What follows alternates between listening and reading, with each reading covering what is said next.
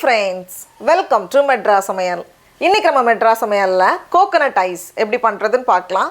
இது பேர்ல தான் ஐஸ் இருக்கும். ஆனா ஐஸ்கிரீம்க்கும் இதுக்கும் எந்த சம்பந்தமும் கிடையாது. இது வந்து ஆனா வாயில வச்சதும் கரஞ்சு போற ஒரு ஃபீல் இருக்கும். இத வந்து ட்ரெடிஷனலா அவங்க வந்து desiccated coconutல தான் பண்ணுவாங்க. அந்த காஞ்ச தேங்காய் இருக்கும்ல அதுல தான் பண்ணுவாங்க. நமக்கு வந்து desiccated coconut அவ்வளவு ஈஸியா கிடைக்காததுனால நான் வந்து ஃப்ரெஷ் துருவுன தேங்காய் எடுத்துர்க்கேன். இதுலயே நம்ம பண்ணலாம், டேஸ்ட் ரொம்ப சூப்பரா இருக்கும். நான் இன்னைக்கு வந்து 3 கப் துருவுன தேங்காய் எடுத்துர்க்கேன். இது வந்து கிட்டத்தட்ட 300 கிராம் இருக்கும். ரொம்ப பெரிய பெரிய துருவலா இருந்துச்சு அப்படினா மிக்ஸில 1-2 பல்ஸ் மட்டும் கொடுத்து எடுத்துக்கோங்க. கொஞ்சம் இந்த சைஸ்ல இருந்துச்சுனா கரெக்ட்டா இருக்கும். நம்ம ரொம்ப அரைச்சிர கூடாது. 1-2 பல்ஸ் மட்டும் கொடுத்தா போதும். இப்போ இத வந்து ஒரு panல மாத்திடலாம்.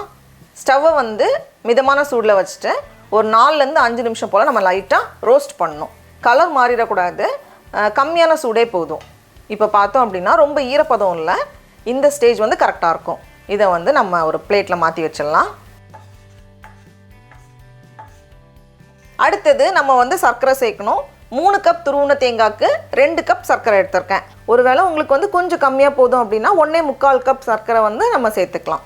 அதுவும் ஓகே தான். கூடவே 1/2 கப் பால். இது வந்து காய்ச்சின பாலை ஆற வச்சு எடுத்துர்க்கேன். பசும் பால் தான். எல்லாத்தையும் சேர்த்துட்டு சர்க்கரை கரைஞ்சி லைட்டா கொதிக்கட்டும். இப்போ இந்த மாதிரி கொதிச்சதும் நம்ம ஃபர்ஸ்ட் வறுத்து வச்சிருந்தோம்ல தேங்காய் அதை வந்து நம்ம சேர்த்துடலாம். எல்லாத்தையுமே சேர்த்துட்டு இனி இதை வந்து நம்ம நல்லா வேக வைக்கணும். மீடியம் ஹீட்லேயே வச்சுக்கோங்க. அதிகமான சூடு வேண்டாம். கரிஞ்சிடக்கூடாது, அடி பிடிச்சிடக்கூடாது. கலர் மாறாமல் நம்ம வந்து கலந்து விட்டுட்டே இருக்கணும். இப்போ வந்து கொஞ்சம் சாஃப்டாக தண்ணியாக இருக்கிற மாதிரி இருக்கா. இது வந்து கொஞ்சம் நேரம் வேக வைக்க கொஞ்சம் உதிரியாக வர மாதிரி இருக்கும். கிட்டத்தட்ட 10லேருந்து 12 நிமிஷம் போல் ஆகும் நம்ம தேங்காய் சேர்த்ததுக்கப்புறமா.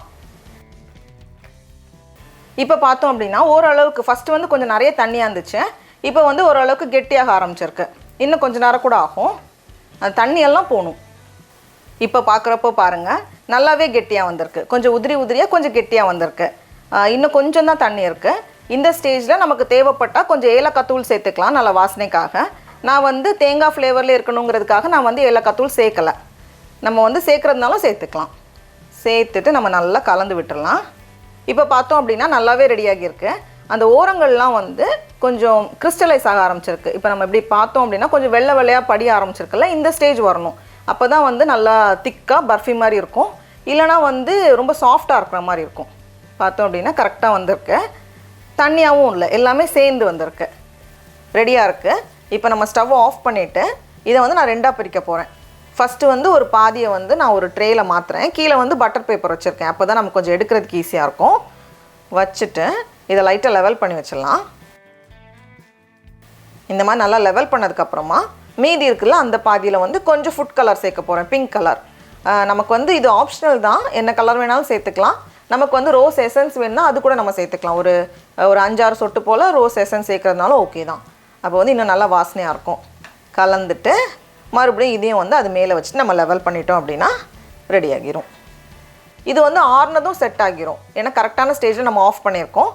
இருக்கட்டும். அது ஆறுனதுக்கப்புறமா நம்ம பீஸ் போட்டுடலாம். இப்போது நல்லா ஆறி ரெடியாக இருக்குது. நல்லா செட் ஆகியிருக்கும். இதை வெளியே எடுத்துகிட்டு நம்ம பீஸ் போட்டு வச்சிடலாம். நமக்கு வந்து எந்தெந்த சைஸ்க்கு வேணுமோ அந்த சைஸ்க்கு நம்ம போட்டுட்டோம் அப்படின்னா அப்பப்போ ஒன்று எடுத்து சாப்பிட்றதுக்கு கரெக்டாக இருக்கும்.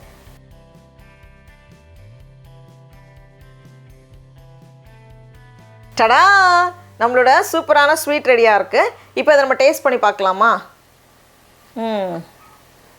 ரொம்ப சூப்பராக இருக்குது. இதை வந்து நம்ம வெளியே வச்சுக்கலாம். 1 மாதம் வரைக்கும் நம்ம வச்சு யூஸ் பண்ணலாம், கெட்டு போகாது. ஏன்னா இது வந்து நல்லா ஹார்டாக ஒரு கேண்டி மாதிரி தானே இருக்குது. டேஸ்ட் ரொம்ப நல்லாயிருக்கும். அனைவருக்கும் அட்வான்ஸ் புத்தாண்டு நல்வாழ்த்துக்கள். நீங்களும் கண்டிப்பாக இந்த ரெசிபியை வீட்டில் செஞ்சு பாருங்கள். உங்களுக்கு இந்த வீடியோ பிடிச்சிருந்துச்சுன்னா மெட்ராஸ் சமையலுக்கு சப்ஸ்கிரைப் பண்ணுங்கள். நாவின் சுவையரும்புகள் மலரட்டும்.